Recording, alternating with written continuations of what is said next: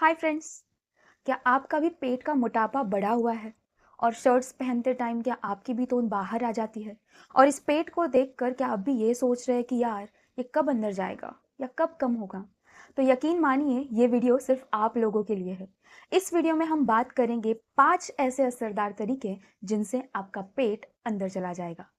Video शुरू करने से पहले मैं आपको एक बात बता दूं कि अगर आपका भी पेट बाहर आ रहा है तो आपको एक बात समझनी है कि आपके बॉडी में विसरल फैट बढ़ रहा है। अब विसरल फैट एक ऐसा फैट है जो आपके बॉडी ऑर्गन्स जैसे आपकी किडनी, आपके लिवर, आपकी आंतड़ियां इस पे जम रहा है और वो इनके कामों में, इनके फंक्शन में दिक्कत पैदा कर रहा है। इस वजह से हाई बीपी, हार्ट ब्लॉकेज या फिर फैटी लिवर जैसी बीमारियों का खतरा बढ़ जाता है। तो आपको आज ही डिसीजन लेना है कि आपको ये बॉडी फैट जल्द से जल्द कम करना है या नहीं। तो चलिए शुरू करते हैं। द फर्स्ट थिंग, पहली चीज जो आपको करनी है, सुबह उठने के बाद ब्रश करने से पहले आपको एक ग्लास गुनगुना पानी नींबू के 2-3 बूंद डाल के आपको पीना है। अभी गुनगुना पानी पीने से ये होगा कि आपका डाइजेशन अच्छा होगा और आपका पेट अच्छे से साफ हो जाएगा। इससे फैट बर्न होने में बहुत ज़्यादा मदद होगी। और आपको दिन भर में ट्राई करना है कि आप 8 से 10 ग्लास तक का पानी पी लें। हर एक खाने के आधे घंटे पहले आप एक एक ग्लास पानी पिए और खाने के तुरंत बाद पानी ना पिए। खाने के एटलीस्ट 1-1.5 घंटे बाद आप पानी पिए। आपकी बॉडी हाइड्रेटेड रहेगी तो बॉडी को फैट बर्न करने में दिक्कत नहीं आएगी। अगर आपको आपका बेली फैट कम करना है तो आपको चीनी से, रिफाइंड शुगर से दूरी बनानी होगी, क्योंकि साइंस भी ये मानती है कि इंसान में चर्बी बनने की सबसे बड़ी वजह वो रिफाइंड शुगर या शक्कर है जो हमारे, आपके, हम सबके किचन में अवेलेबल है। तो अगर आपको अपना वजन कम करना है तो उस जलेबी, गुलाब जामुन, रबड़ी, रसमलाई, चॉकलेट, बिस्किट, केक, इन सब से दूरियां बनानी होगी, क्योंकि इनसे हमारे बॉडी को कुछ नहीं मिल रहा है बीमारियों के अलावा। जब भी आप चीनी खाते हो या चीनी से बनी हुई चीज़ें खाते हो तो आपकी बॉडी उसे एक्सेप्ट नहीं कर पाती। इन चीज़ों से इंसुलिन स्पाइक होता है, ब्लड शुगर बढ़ती है और फैट में कन्वर्जन होता है इन चीज़ों का। तो आपको याद रखना है कि प्लीज़ चीनी को बोलो नो। अगर आप भी चाहते हैं कि आपका बेली फैट कम हो जाए, आपका पेट अंदर चला जाए, तो आपको फ्राइड फूड से या तले हुए खाने से दूर रहना है। क्या आप जानते हैं जब भी हम पाम ऑयल या रिफाइंड ऑयल का यूज़ करते हैं खाना बनाने में और तेल को बार बार गर्म करते हैं, जैसा कि यूजुअली बाहर ठेलों पे होता है, तो उस तेल में ट्रांस फैट जमने लगता है और जब आप उन तेल से बनी हुई चीज़ें खाते हो तो आपके बॉडी में भी वो ट्रांस फैट बनने लगता है जो चर्बी ही है। तो आपको ट्राई करना है कि आप ऐसी चीज़ें ना खाएं। ऐसी चीज़ें खाने से आपके बॉडी का मेटाबॉलिज्म गिर जाता है, जो कि फैट बर्न करने के लिए बहुत ज़रूरी है हाई होना।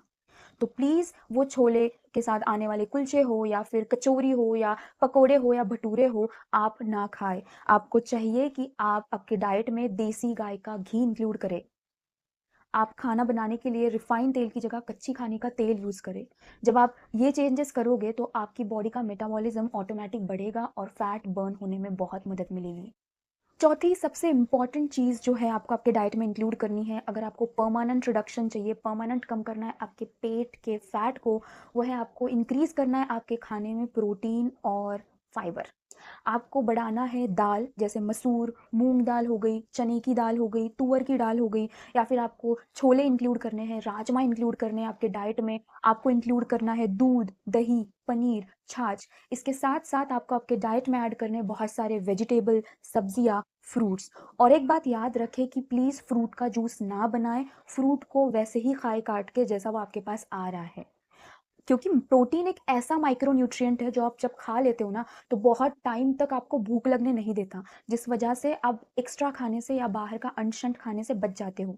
तो बहुत ज़रूरी है कि आपकी डाइट को प्रोटीन रिच बनाएं, आपकी डाइट को फाइबर रिच बनाएं। अगर आप नॉन वेजिटेरियन हो तो आप non vegetarian sources of protein जैसे कि चिकन, फिश भी इंक्लूड कर सकते हो आपकी डाइट में। अगर मैं आपको बेसिक मील प्लान बता दूं तो जैसे कि अगर मैं ब्रेकफास्ट कर रही हूँ तो ब्रेकफास्ट में मैंने पनीर भुर्जी ले ली, बहुत सारे सब्जियां डाल के पनीर भुर्जी बना ली, या फिर एग भुर्जी बना ली, उसके साथ रोटी खा ली। अगर मैं लंच कर रही हूँ तो लंच में मैंने 1 कटोरी दही ले ली, उसके साथ मैंने एक दाल ले ली या थोड़े से चावल ले लिए या फिर एक रोटी ले ली। अगर मैं डिनर कर रही हूँ तो डिनर में मैंने दाल खिचड़ी खा ली, उसमें थोड़ा सा पनीर ऐड कर दिया, या फिर दाल सब्जी ऐड कर ली, या चिकन ले लिया, या रोटी ले ली। आप ऐसे कॉम्बिनेशंस बना के आपकी डाइट फॉलो कर सकते हो।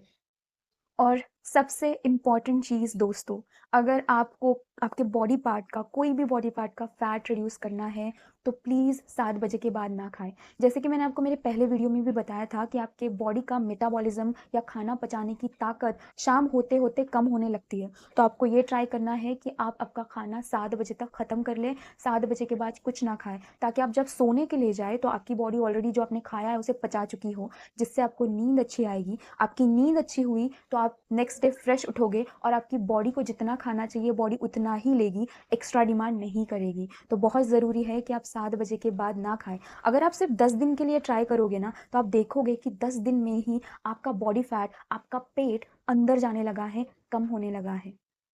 एक बोनस टिप है, अगर आपको आपका बेली फैट कम करना है, आपकी पेट की चर्बी कम करनी है, वो है एक्सरसाइज। अगर आप अभी से शुरू कर रहे हो, आपका बहुत ज़्यादा वजन बढ़ा हुआ है, तो प्लीज़ आप शुरू करें कि एटलीस्ट आप 30 मिनट की वॉक करें। और वॉक भी ऐसी करनी है कि आपको पसीना आ जाना चाहिए, स्लो वॉक नहीं करनी। और जैसे आपका स्टेमिना बढ़ेगा 15-20 दिन बाद, आप वॉक के साथ थोड़ी एक्सरसाइज उसमें ऐड करोगे।